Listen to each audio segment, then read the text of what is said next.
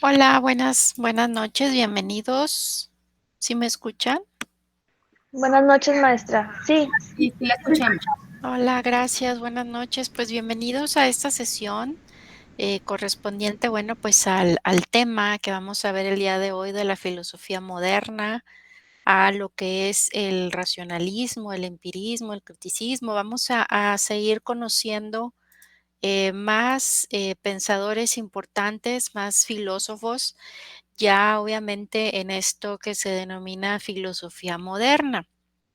Vamos a ver nuestra agenda del día de hoy va a ser propiamente, bueno, pues ver este tema, a compartirles por ahí un video, ¿verdad? Al final de la exposición del tema, en donde, bueno, pues nos enfocaremos un poco más en uno de los principales personajes, ¿verdad? De este tema, también hacer una pequeña dinámica, como siempre, en donde pues repasemos los conceptos, los temas, los principales pues representantes de esta filosofía. Y bueno, al último estar viendo qué actividad, los requisitos de la actividad que tienen que estar entregando, realizando en esta semana en la plataforma de la universidad. ¿Ok? Entonces, esta sesión, bueno, pues les recuerdo, está siendo grabada para todos aquellos que no pueden estar conectándose en este momento. La van a tener disponible el día de mañana en la plataforma y asimismo, pues les voy a compartir copia de esta misma presentación en el apartado de recursos. ¿Sale? Bueno, pues entonces vamos a dar inicio a la sesión. Por ahí espero que, bueno, ya hayamos sido todos los que se están incorporando. Y déjenme, me paso acá a la parte de la presentación para ir explicando. Ok. Bueno, el tema de hoy, como les comentaba, bueno, pues iniciamos con lo que es la filosofía moderna. Esta filosofía es propiamente aquella que, pues, digamos, inicia o se desarrolla propiamente en este tiempo cuando es la parte de la revolución científica y bueno, pues abarca grandes pensadores desde la época del Renacimiento, desde el siglo XIV hasta más o menos por ahí alrededor del año 1800. En esta época, ¿verdad? Pues se van desarrollando, va habiendo por ahí grandes pensadores y filósofos, los cuales pues se dividen o se puede ver una división entre los que se llamaban racionalistas y los empiristas. Los racionalistas, bueno, pues aquí su mayor exponente y también considerado pues padre de la filosofía moderna fue René Descartes, pero también hubo por ahí otros grandes exponentes de esta corriente llamado racionalismo, como el alemán Leibniz y el holandés Spinoza. En el caso de los que se guiaban por lo que era el empirismo, que fue pues una doctrina desarrollada teóricamente por John Locke, quien obviamente pues afirmaba que el conocimiento solo podía ser alcanzado de una manera empírica, es decir, a través de la experiencia. Bueno, pues vemos también por ahí grandes pues pensadores como Francis Bacon, también a Berkeley, a Hume y bueno, pues también a Adam Smith. Por ahí ahorita vamos a ir viendo qué definía cada uno de ellos para irlos conociendo un poco más y poder identificarlos, ¿verdad? En qué, pues en qué rama de la filosofía moderna los podemos ubicar. Y bueno, pues empezamos por el que es considerado el padre de la filosofía moderna, René Descartes, quien, bueno, pues él fue un filósofo, fue un físico, fue matemático, ¿verdad? Y astrónomo francés, quien, bueno, pues es considerado como uno de los filósofos más importantes de la historia. Y bueno, pues él es considerado el padre del racionalismo. Él, pues pensaba determinó, ¿verdad?, no creer, pues, ninguna afirmación hasta tener, pues, ciertas, razones para, poder creerla. Elaboró la famosa frase de pienso, luego existo. Y bueno, pues también él rechazó muchas también de sus propias teorías, esto pues al no ser aprobadas por la iglesia. Él intentó incluir pues a la filosofía algunos aspectos de la ciencia y de las matemáticas.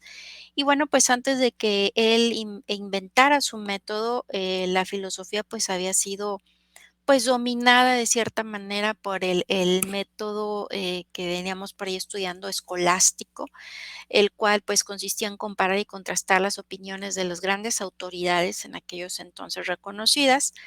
Y bueno, pues él, como dijimos, elaboró esa famosa frase de pienso, luego existo, que bueno, pues fue el único conocimiento seguro a partir del cual pues él inició sus investigaciones. Según Descartes, dice que hay dos formas, dos modos de conocer.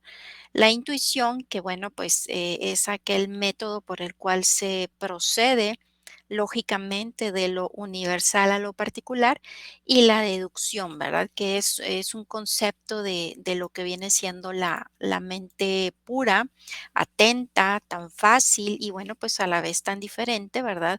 Un concepto no dudoso de la mente pura y atenta que bueno, nace de lo que es la luz de la razón y es más cierto que la deducción misma. Este filósofo francés se propuso crear pues un método que nos permitiera acceder al conocimiento con el rigor de los procedimientos geométricos. Y entonces elaboró un método que consta de cuatro reglas. La primera, que bueno, es la evidencia, en donde, bueno, pues solo se acepta como verdadero lo que se presenta como claro, como distinto, como exacto. Por ejemplo, las matemáticas. Un segundo paso que es el análisis, el cual pues consiste en dividir nuestro objeto de estudio en tantas partes menores como sea posible para bien de poder pues resolverlo mejor. Un tercer paso que se llama síntesis, en donde esta es para conducir con orden los pensamientos, desde lo más simple a lo más complejo. Y un cuarto paso que, bueno, sería la enumeración, que es revisar los pasos dados para asegurarnos, pues, de no haber cometido ningún error. Entonces, una vez descubierto el método, bueno, Descartes lo aplica a lo que viene siendo el saber tradicional y, bueno, pues lo pone todo en duda. Em, en el caso del el racionalismo, bueno, pues vamos viendo que es esa corriente filosófica que, bueno, pues defiende lo que es la primacía de la razón para conocer la verdad. Y bueno, como dijimos, comienza en el siglo XVII. Su principal exponente, bueno, pues es este filósofo René Descartes. Y bueno, pues aquí, como dijimos, Descartes proponía que así como pues el matemático con la inteligencia resuelve problemas matemáticos, pues el filósofo puede concebir la verdad por la fuerza de la propia inteligencia, ¿verdad? Entonces, es esa tendencia que reconoce la razón como pues la única fuente del auténtico conocimiento. Recordemos que venimos viendo, ¿verdad?, cómo es que el ser humano desde los inicios, ¿verdad?, del pensamiento, siempre trataba de buscar, pues, ese inicio de las cosas, el origen de las cosas, ese conocimiento, ¿verdad?, el poder entender, pues, la naturaleza, el poder entender todos los fenómenos que se le presentaban ante él. Por consiguiente, bueno, pues aquí en esta fase de esta corriente filosófica, bueno, pues eh, propiamente se le llama racionalismo porque pues aquí trata de explicar esa realidad, ¿verdad? De una manera, bueno, pues deductiva, ¿ok? Entonces, dijimos que obviamente, bueno, pues dentro de lo que son Pues los principales representantes del racionalismo, ya habíamos mencionado a René Descartes, pero también tenemos a este Leibniz, quien, bueno, pues fue un filósofo matemático, lógico y, bueno, pues filósofo alemán. Y él era, uno de sus pensamientos era que pues en el caso de la explicación, ¿verdad? De todo lo que se compone, de todo lo que existe, bueno, pues era un defensor de la existencia de infinitas sustancias a lo cual él llamaba mónadas y en las cuales él decía que contenían en su interior pues todo el conocimiento como ideas innatas, ¿verdad? Entonces, aquí él decía que las monadas eran esos elementos últimos del universo, sustancias simples, eternas e individuales, que bueno, no se comunicaban entre ellas y cada una pues era un reflejo del universo entero. Él es inventor del principio de la razón suficiente, según el cual pues todo lo que ocurre, ocurre porque bueno, pues hay una razón para que así sea, ¿verdad? Aún sin conocerla y bueno, también defendía la teoría del mal necesario, que bueno, se justifica por la existencia de Dios, que bueno, pues ha creado el mejor de los mundos posibles y por lo tanto, pues no hay en la naturaleza nada malo, al menos desde el punto de vista matemático. ¿Ok? Ahora bien, la corriente del empirismo, um, a ver, aquí quién me levantó la mano, Claudia. Hola, Claudia.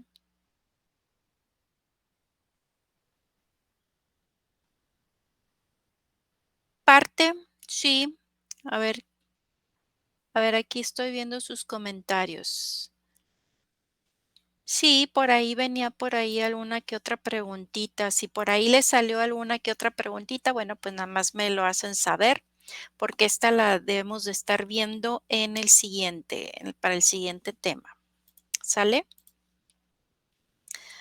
Ok, muy bien. En el caso del empirismo, aquí esta doctrina filosófica eh, considera, como su nombre lo dice, la experiencia, ¿verdad?, como la única fuente de nuestros conocimientos.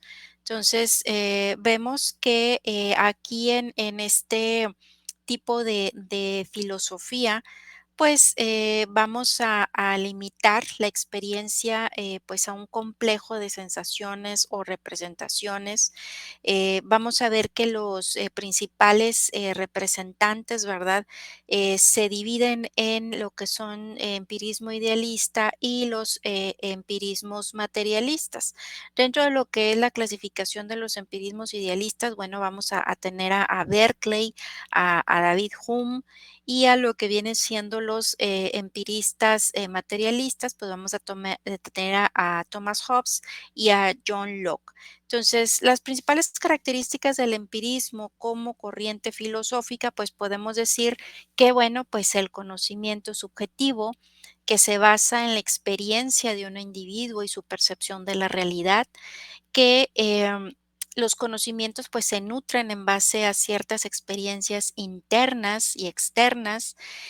Aquí, bueno, pues se contrapone a lo que viene siendo a lo que es el racionalismo, en donde, bueno, pues la mente no posee ideas naturales, sino que éstas deben de, pues, adquirirse mediante el conocimiento, que, bueno, pues al ser provisto por las experiencias es de cierta manera limitado. Y el método de aprendizaje, pues, es experimental e inductivo. Aquí entre los representantes que tenemos, como dijimos, de este tipo de pensamiento, bueno, pues tenemos a John Locke. Aquí él fue un médico, filósofo, nacido en Inglaterra. Es considerado pues uno de los principales referentes del movimiento empirista. Y bueno, pues sus obras fueron de mucha influencia para los pensamientos de grandes filósofos y escritores. Entonces, Locke postula que, bueno, al nacer los humanos, estos nacen sin ideas innatas y que los datos, bueno, se van a ir añadiendo y las reglas de procesamiento, pues se van a ir formando únicamente por las experiencias sensoriales de cada, pues en este caso, de cada individuo. En el caso de Berkeley, este pensaba que las ideas pues las cualidades sensibles, los objetos sensibles o lo mismo los objetos y las cosas que percibimos en torno a nosotros, pues son de cierta manera objetos pasivos que no pueden ejercer pues ninguna influencia real los unos a los otros. Entonces, nos decía que la naturaleza no es activa. Para Berkeley, cualquier cosa que se pueda percibir a través de cualquier sentido, pues es una idea o sensación que, bueno, pues no puede existir sin ser percibida. Y bueno, pues aquí también nos decía que no se puede demostrar la existencia de la realidad a partir de las propias percepciones. Entonces, según él, no captamos realidades, sino percepciones. Y bueno, pues además las percepciones solo pueden existir dentro de la mente, no fuera. Si algo no es percibido directamente, pues no se puede demostrar su existencia. Entonces, según la visión idealista, la conciencia existe antes y es una condición previa, bueno, de la existencia material, es decir, la conciencia que crea y que determina, bueno, pues en este caso lo material. En el caso de Thomas Hobbes, bueno, pues fue un filósofo inglés. Él tuvo o desarrolló una obra llamada Leviatán, en donde, bueno, pues establece lo que es la fundación de la mayor parte de la filosofía política y bueno, pues es un teórico, ¿verdad?, de lo que se llama, absolutismo político. Aquí, en su obra esta que mencionamos, mejor conocida como Leviatán, pues bueno, sienta lo que son las bases de, lo que viene siendo la teoría contractualista, la cual es una corriente filosófica que, bueno, pues propugna que el origen de la sociedad y el Estado, pues debe de ser, pues un contrato propiamente entre seres humanos, ¿verdad? Por el que se acepta una cierta limitación de las libertades, esto a cambio de leyes que, bueno, pues garanticen paz, garanticen tranquilidad y, bueno, pues ciertas ventajas sociales. Entonces, en su opinión, lo que debemos hacer depende en gran medida de la situación en la cual nos encontramos. Em, Él decía que donde falta la autoridad política, nuestro derecho fundamental, pues parece ser el hacer por salvar, pues nuestras propias, en este caso, nuestra propia situación, ¿verdad? Por cualquier medio que creamos oportuno. Y bueno, donde existe la autoridad política, nuestro deber parece ser pues muy sencillo, es decir, obedecer a los que están en el poder. Entonces, Hobbes, pues tiene varias razones para pensar que el juicio humano no es confiable, que necesita ser guiado por la ciencia, ¿verdad? Y que, bueno, nuestros juicios tienden a ser distorsionados, esto por el interés propio o bien, pues, por los placeres y dolores del momento. Entonces, eh, que podemos compartir las mismas pasiones básicas, pero pues las diversas cosas del mundo nos afectan a todos de manera muy diferente. Y bueno, pues estamos inclinados a usar nuestros sentimientos como medidas para, pues para los demás. Entonces, para Hobbes, solo la ciencia, que es el conocimiento de las consecuencias, pues va a ofrecer cierto conocimiento fiable del futuro y superar pues las debilidades del juicio propiamente del juicio humano. En el caso de David Hume, él, bueno, pues afirmaba que la única fuente de conocimiento es la experiencia, al mismo tiempo, pues el origen y límite de todo saber, y que bueno, pues intenta aplicar el método experimental de las ciencias al estudio de la naturaleza humana para bien de poder destruir la metafísica falsa, esa metafísica para bien de poder sustituirla por otra más práctica basada pues en los hechos y bueno, pues en la experiencia como una pues nueva escena del pensamiento. Él pensó que el conocimiento científico, bueno, pues estaba relacionado con la naturaleza humana y qué bueno que la ciencia pues se ocupaba del ser humano para constituir pues el centro de las demás ciencias que conocemos. En el caso del criticismo, esta es una doctrina que, bueno, pues tiene, bueno, significa básicamente separar, significa dividir. Es una doctrina que busca, pues, separar propiamente los conocimientos adquiridos de los conocimientos que, bueno, se basan en la experiencia. Es decir, para esta doctrina, pues, el conocimiento, digamos, pues, impoluto, ¿verdad? En su mayor expresión, es el que, bueno, puede ser científicamente comprobado. Obviamente, pues, del resto de todo conocimiento que se exprese y, bueno, que no posea las bases suficientes para distinguirse como tal. Entonces, no se ha considerado conocimiento verdadero, ¿verdad? Aquel que no sea, probado de manera científica. Entonces, es esa corriente filosófica que, bueno, le va a conceder una importancia superior al conocimiento, que posee, pues, sus raíces propiamente en la investigación que, bueno, al conocimiento neto, esto por experiencias o vivencias del propio ser humano. Entonces, aquí no acepta afirmaciones de la razón sin ninguna objeción y, bueno, necesita motivos y fundamentos. Esto, pues, debido, ¿verdad?, a la propia aplicación de, lo que viene siendo, pues, el conocimiento mediante lo que es la comprobación científica. Y bueno, tenemos a este, representante, Immanuel Kant.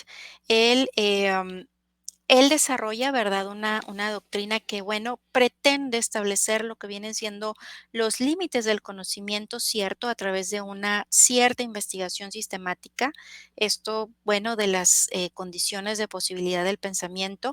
Y bueno, pues, aquí propiamente la obra de Immanuel Kant constituye propiamente, pues, una síntesis entre 2 vertientes filosóficas, obviamente de gran importancia, las cuales son el empirismo y el racionalismo. Y bueno, pues estas 2 tendencias estaban, pues, enfrentadas por el hecho de cómo es que se concebía la forma en que los seres humanos, pues, vamos adquiriendo lo que es el conocimiento. Entonces, aquí él planteaba la idea de que no tiene sentido preguntarse propiamente por el problema, ¿verdad?, del conocimiento humano, sin antes cuestionarse cuál es el límite de ese conocimiento, ¿verdad? El límite, el cual pues viene propiamente determinado por la propia naturaleza del ser humano, más allá de tal límite, pues es imposible poder conocer más. Entonces, si bien es cierto que el conocimiento empieza en nuestros sentidos, no todo es resultado de ellos, ¿verdad? Entonces, la razón juega un papel muy importante y obviamente pues esta es la cual sabemos, ¿verdad?, que debemos de cultivar.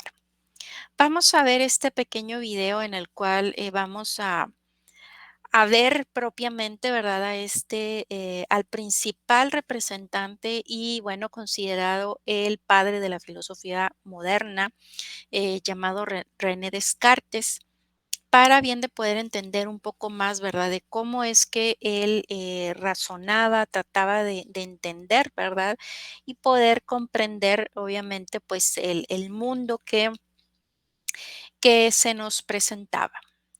Déjenme aquí veo. Okey, tenemos ahí va. Es considerado el padre de la modernidad filosófica, el hombre que saca del medievo a la filosofía y la impregna de racionalismo y ciencia. Él es el autor de la famosa frase pienso, luego existo. Pero ¿qué significa y qué complejo y metódico sistema se esconde detrás de estas palabras? Hoy vamos a indagar en la figura del filósofo francés René Descartes.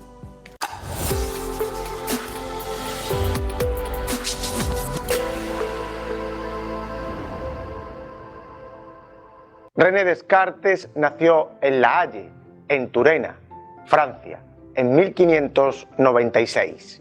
Su familia era de condición noble y sus antepasados ostentaron cargos de cierta importancia en gobiernos locales, como su abuelo, alcalde de Nantes, o su padre, consejero en el Parlamento de Bretaña.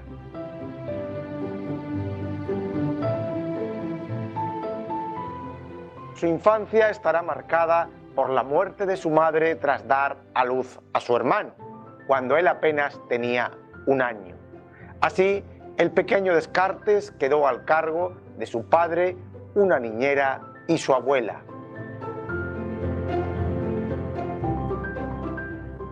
A los 11 años entró a estudiar en el colegio jesuita de La Flèche, el más famoso del mundo por aquellas fechas, donde cursaría latín, griego, gramática, literatura, música, filosofía, física o matemáticas, disciplinas en las que pronto sobresaldría como un alumno excelente. Después, Descartes fue a estudiar a la Universidad de Poitiers, donde se licenciaría en Derecho. A los 22 años decide ir a ver el mundo y viaja así hasta los Países Bajos, alistándose en el ejército del duque Maximiliano de Baviera para combatir en la famosa Guerra de los 30 años. En los Países Bajos trabará también amistad con los científicos Isaac Beckmann y Johann Faulhaber. Fue durante su estancia en el ejército, concretamente en Ulm, cerca de Baviera, donde tuvo una revelación en sueños que le hizo tomar la decisión más importante de su vida: dedicarse por completo al estudio. Abandona así el ejército y se dedica a viajar en busca del conocimiento por países como Dinamarca, Italia o Alemania. Los viajes serán una constante en su vida, pues nunca tuvo el filósofo una residencia fija. Gran parte de estos viajes fueron a los Países Bajos, donde la tranquilidad política y económica y la apertura de pensamiento creaban el clima perfecto para exponer sus pensamientos y entrar en contacto con las ideas más avanzadas. Hay que decir que Descartes siempre fue un hombre prudente y cauteloso y buscó la forma de evitar polémicas o realizar escritos atrevidos que le pudieran acarrear la cárcel o incluso la hoguera, como a otros tanto. En 1649, Descartes acepta la propuesta que la reina Cristina de Suecia le había hecho para que ejerciera como su maestro. Parece que el clima y los madrugones, que nunca fueron del agrado del filósofo, terminaron por mellar su salud, alcanzando la muerte al año siguiente, en 1650, con 53 años de edad. Algunos estudios recientes basados en síntomas médicos han apuntado que Descartes podría haber sido envenenado por arsénico. Trazada grosso modo su biografía, vamos pues ahora a explicar sus ideas filosóficas fundamentales. A Descartes se le puede considerar el padre de la modernidad filosófica y del racionalismo. Pero, ¿qué queremos decir cuando hablamos de filosofía moderna o del racionalismo en filosofía?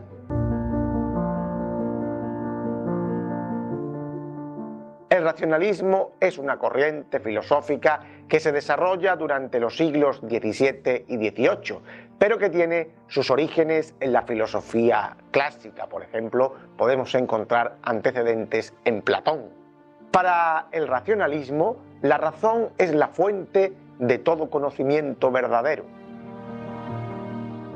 La realidad se explica y se fundamenta por ella, siendo algo verdadero cuando se ajusta a las leyes de la razón. La razón es innata, con leyes propias y sustentada en el orden objetivo de las ideas divinas. Las matemáticas o la geometría son una demostración clara de su eficacia, puesto que no necesitan existir físicamente para ser comprobadas como ciertas. Así, 2 más 2 son siempre 4. No hacen falta los sentidos para comprobar esta verdad. El racionalismo se suele contraponer al empirismo, pues el empirismo parte de la empiria, es decir, de la experiencia, de los sentidos, para conocer el mundo que nos rodea. Para los racionalistas, los sentidos son fuente de error: la vista, el tacto, el oído. La filosofía de Descartes parte de la búsqueda de un método eficaz para llegar a una verdad universal. Descartes era muy crítico con el método tradicional de la escolástica, al que no le interesaba tanto encontrar la verdad, pues esta era en sí algo que ya había sido revelado. Aunque el método tampoco es algo nuevo en filosofía, pues ya se habían planteado métodos en la antigua Grecia o en el medievo. Sí que él, Descartes, lo va a convertir en el eje de su filosofía y a la par en algo eficaz y práctico, como demostró en sus hallazgos matemáticos y geométricos.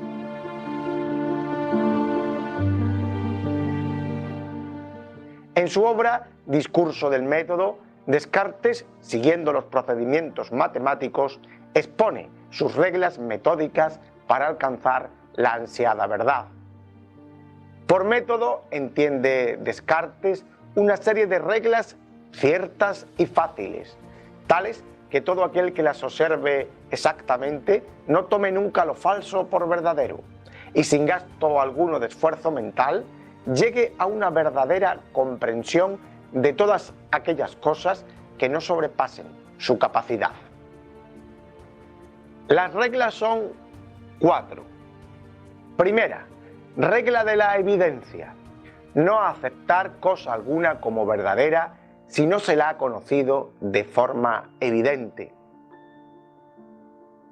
Segunda, regla del análisis: reducir las cuestiones más complejas a otras más simples. Tercero, regla de la síntesis: pasar desde el conocimiento de los objetos más simples y fáciles de conocer a los más complejos mediante un orden deductivo. Cuarta regla, regla de la enumeración: realizar cuantos recuentos y revisiones sean necesarios para no olvidar nada y cerciorarse de que todo está saliendo correctamente.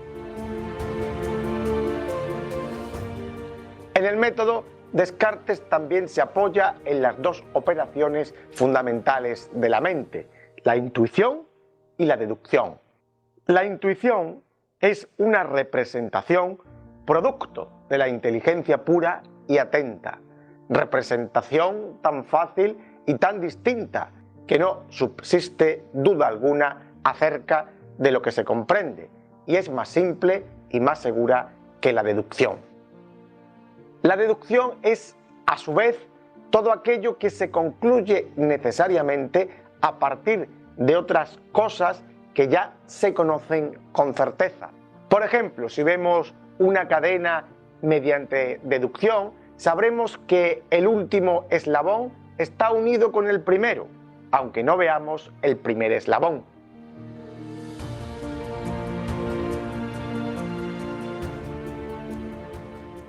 Para poner en marcha su método, Descartes acude a la duda metódica. Propone someter todo el conocimiento que uno tiene a juicio, no creer nada de partida, cuestionarlo todo para poder iniciarse en el conocimiento y alcanzar la verdad.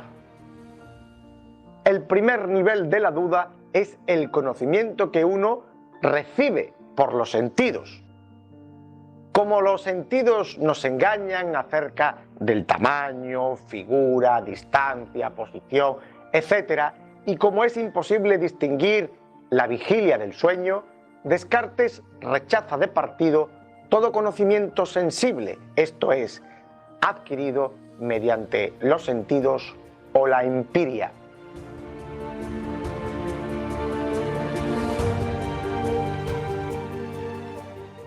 El segundo nivel de la duda o del conocimiento afecta a la razón misma y a su modo de conocer. Aunque Descartes es partidario de este conocimiento, también se plantea si el ser humano puede estar siendo engañado por una especie de genio maligno que haga creer a nuestra razón una cosa que en verdad no es, que en verdad es falsa. También afirma el filósofo francés que al no ser nosotros divinos, podemos poner seriamente en duda las capacidades de nuestro intelecto. Ahora bien, aunque dude o me engañe el genio maligno o los sentidos, hay algo que siempre va a ser verdad: el cogito.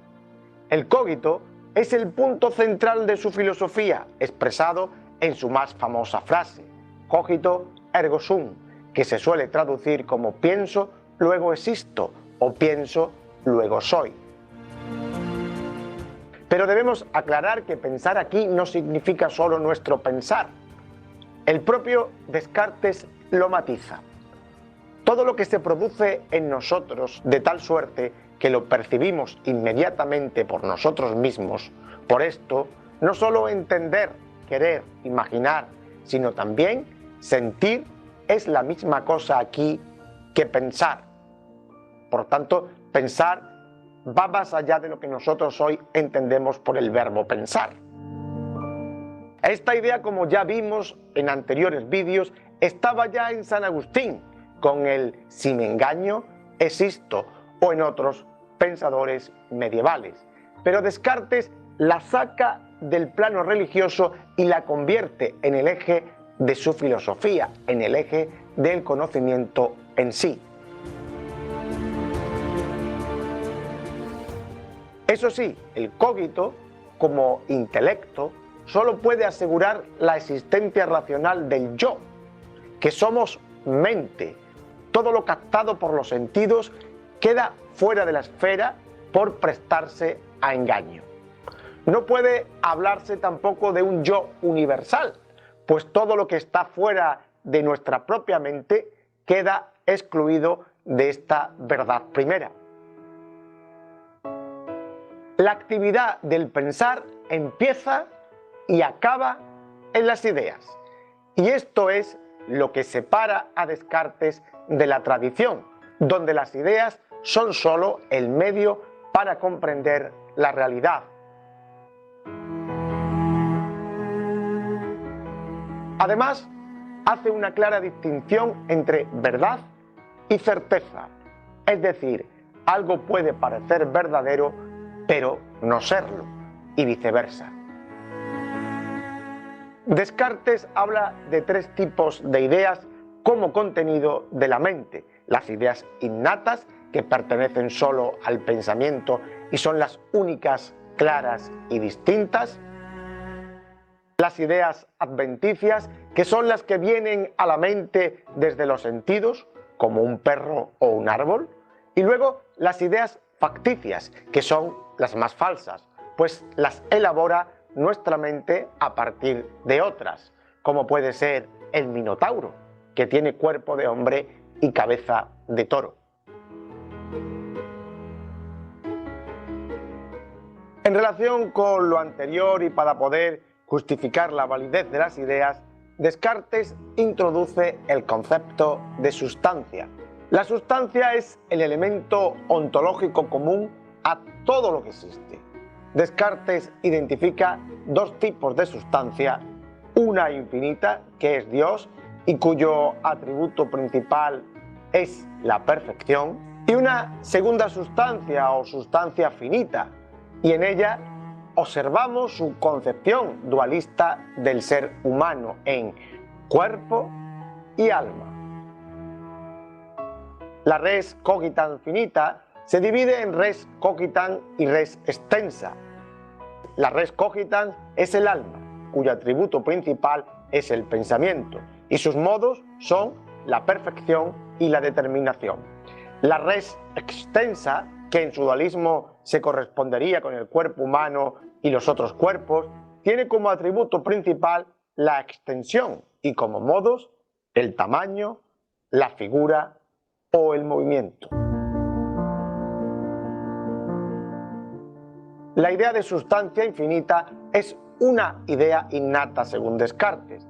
En sus propias palabras, la idea de Dios es la huella que el Creador ha impreso en la conciencia de la criatura. Esta idea ha nacido y ha sido producida conmigo. La idea innata más importante es Dios, de la sustancia infinita. Descartes no se refiere en sí al Dios cristiano, sino que define a Dios de la siguiente manera. Bajo el nombre de Dios entiendo una substancia infinita, eterna, inmutable, independiente, omnisciente, omnipotente, por la cual yo mismo y todas las cosas que existen, si existen algunas, han sido creadas y producidas. Esta verdad de Dios, junto con el cogito, son dos puntos esenciales sobre los que sostener el conocimiento, algo así como el punto de partida para empezar a establecer otras verdades a través de la deducción. No obstante, Descartes hace un rodeo en la deducción para tratar de explicar a Dios con este método. Pone en primer lugar el cogito, luego deduce que en el cogito se encuentra la idea de perfección y que al no ser el perfecto, solo puede provenir esa idea de un ser perfecto, deduciendo de ahí que ese ser perfecto es Dios. De esta segunda deducción hace la tercera, la existencia del mundo.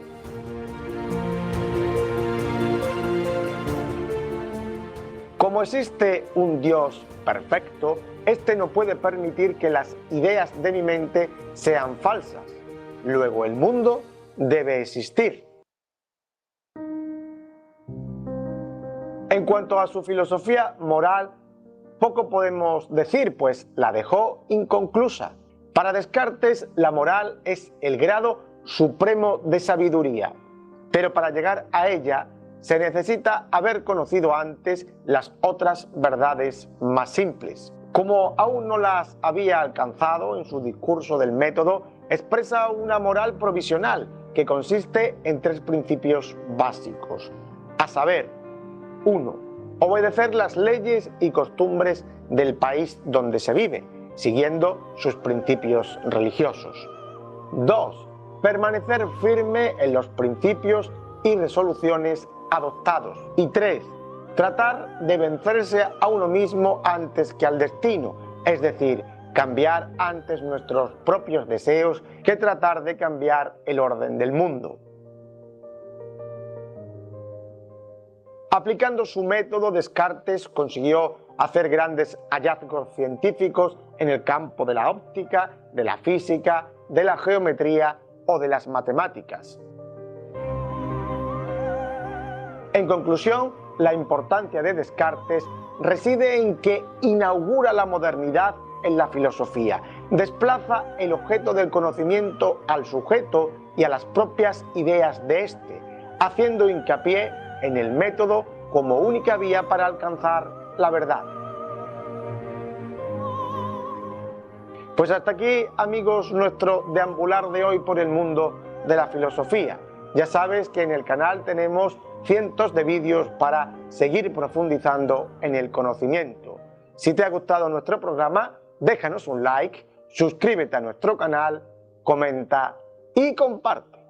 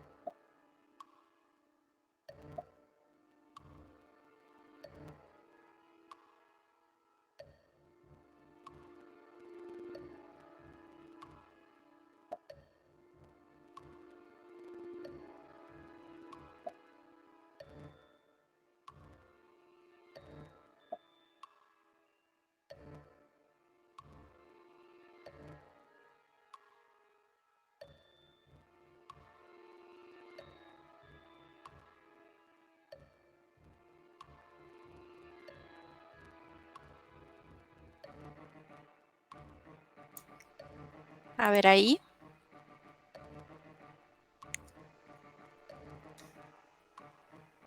¿Cuál es este personaje? Perdón, esta corriente.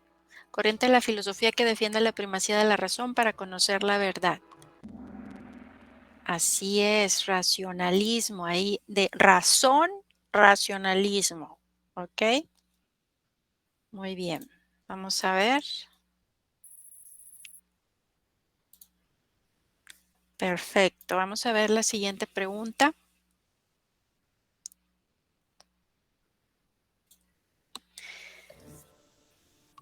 Es el padre de la doctrina conocida como criticismo, la cual concede una importancia superior al conocimiento.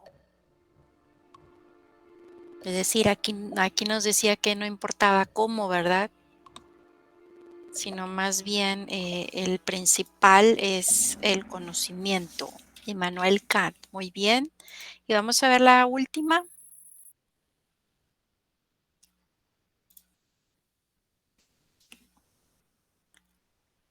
Considera la experiencia sensible como la única fuente de nuestros conocimientos. ¿Cómo se llama esa doctrina filosófica? La que hace, pues le da mayor importancia al adquirir el conocimiento por medio de nuestros, de todo lo que viene siendo nuestros sentidos. Pues sí, efectivamente, el empirismo. Muy bien.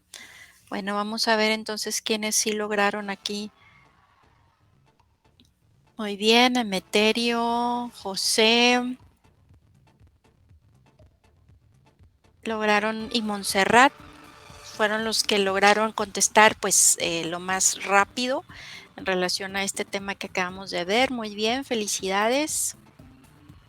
Y bueno, pues vamos entonces a pasarnos a ver qué actividad es la que se supone deben de estar entregando en esta semana. En esta semana debemos de estar elaborando una infografía. ¿Qué tema debemos de considerar? Pues propiamente este tema que acabamos de ver, en donde hablamos con relación al racionalismo, al empirismo, al criticismo. ¿Qué es una infografía? Déjenme les comparto aquí un ejemplo.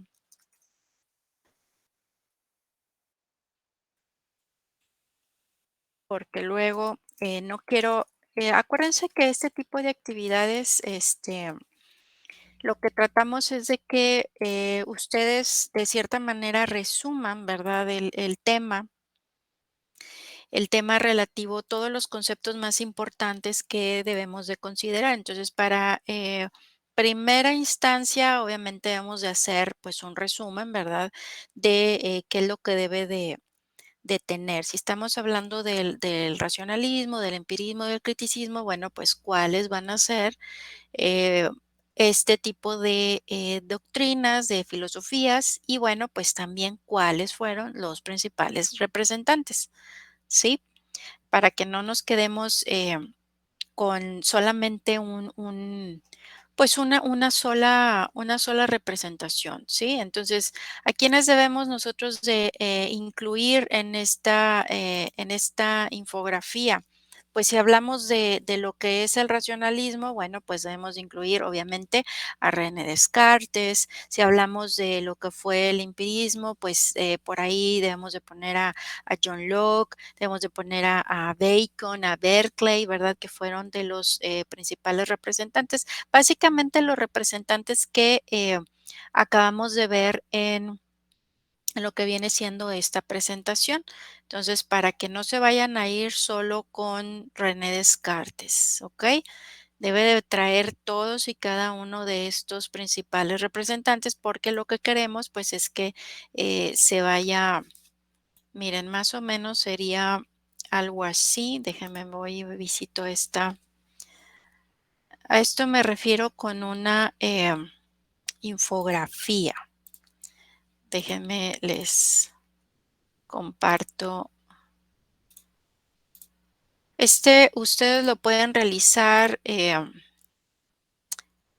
Si se fijan, pues es una especie de resumen, ¿verdad? De lo más importante. Obviamente, pues aquí deben de venir los principales representantes. Aquí, bueno, pues se puso a Descartes, se puso a Hume, se puso a Locke, pero pues también podemos incluir, ¿verdad? Al resto de los demás representantes. Entonces, eh, básicamente es por medio de imágenes representativas, ¿verdad? Poder poner pues lo más importante de cada uno de ellos, ¿sale? Entonces, ¿en dónde pueden hacer ustedes la infografía? Pueden hacerlo en PowerPoint.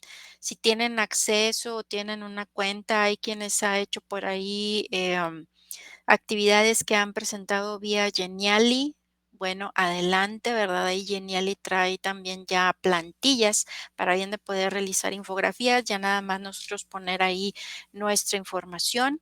O bien si tienen acceso a Canva, también lo pueden hacer en Canva, ¿verdad? Entonces aquí la idea es de que por medio de dibujos, de imágenes, más información resumida relativa a estos principales representantes, ustedes lo vayan integrando. Acuérdense que esta actividad es una actividad que les va a servir a ustedes el repasar los temas. Entonces, pues traten de poner, obviamente, lo más importante, ¿ok? Entonces, no sé si tengan alguna duda en relación al desarrollo de esta actividad. Maestra, ¿es solo portada y desarrollo? Sí, ahí déjenme me regreso aquí a la parte. Sí, aquí básicamente lo que se va a, pues, a calificar es propiamente, bueno, la portada, porque pues debo de saber de quién viene, ¿verdad? Para bien de poder calificar y propiamente toda la infografía, ¿verdad? ¿Qué debe de contener la infografía? Pues una bonita presentación, obviamente buena ortografía, ¿verdad? En todo lo que ustedes escriban ahí, que tenga buena ortografía, ¿verdad? Tenga buena gramática y bueno, pues la organización, ¿verdad? De la información, es decir, que contenga, ¿verdad? Pues a los principales, en este caso lo que se espera, pues los principales representantes de estas filosofías, ¿ok? Sí, Mirtala, adelante. Buenas noches, maestra. Es Hola, una buenas sola noches. infografía para los 3 temas, ¿verdad? Sí, en una sola puedes poner tú qué es el racionalismo, cuál fue su principal representante, qué fue el empirismo, los principales representantes, qué fue el criticismo y bueno, pues vimos por aquí a uno de ellos, ¿verdad? Uno de los principales representantes. Básicamente tú lo puedes acomodar así, de manera ordenada o como quieras tú, ¿verdad? Ya el diseño es libre. Ok, perfecto, maestra, gracias. De nada, Mirtala. ¿Alguna otra duda en relación a esta actividad? Yo no, maestra, me queda claro, gracias. Muy bien. Bueno, pues entonces ahí revisen muy bien. Nuevamente les comento, les voy a compartir copia, ¿verdad? De esta presentación. El video lo van a tener disponible el día de mañana por quien quiera volver a revisarlo. Y bueno, pues la presentación es para que también se puedan ir guiando, ¿verdad? De qué principales representantes deben de ustedes de incluir en esta infografía.